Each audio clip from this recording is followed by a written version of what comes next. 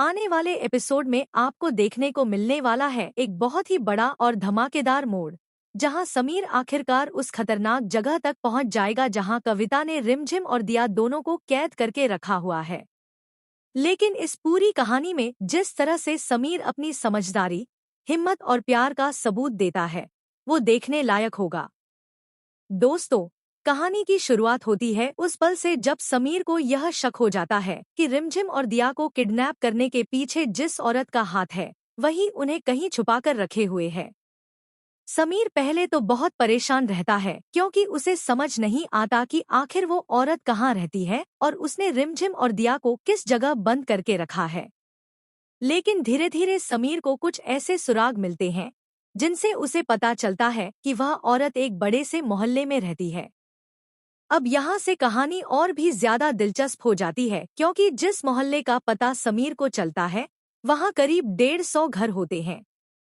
इतने सारे घरों में से सही घर ढूंढना किसी भी इंसान के लिए बहुत मुश्किल काम होता है। समीर भी कुछ देर के लिए सोच में पड़ जाता है कि आखिर वह कैसे पता लगाए कि रिमझिम किस घर में कैद है। लेकिन दोस्तों, समीर हार मानने वालों में से नहीं है। वह अपनी समझदारी का इस्तेमाल करता है और एक ऐसा प्लान बनाता है जो सच में बहुत ही अनोखा और होशियारी भरा होता है। समीर एक रेडियो स्टेशन पर मैसेज भेजता है। वह रेडियो के जरिए पूरे मोहल्ले के लोगों से कहता है कि आज मंदिर में प्रसाद चढ़ाने के लिए लोग अपने अपने घरों से डिब्बे भेजें। समीर को पूरा भरोसा होता है कि अगर रिमझिम उस मोहल्ले में कहीं बंद है और अगर वह रेडियो सुन पा रही है, तो वह जरूर इस मैसेज को समझ जाएगी। दूसरी तरफ रिमझिम सच में रेडियो सुन रही होती है। जैसे ही वह समीर की आवाज और उसका मैसेज सुनती है, उसे तुरंत समझ आ जाता है कि समीर उसे ढूंढने की कोशिश कर रहा है। रिमझिम की आंखों में उम्मीद की एक नई किरण जाग उठती है।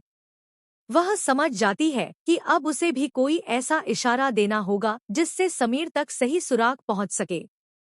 लेकिन दोस्तों, रिमझिम बहुत चालाकी से काम करती है क्योंकि उसे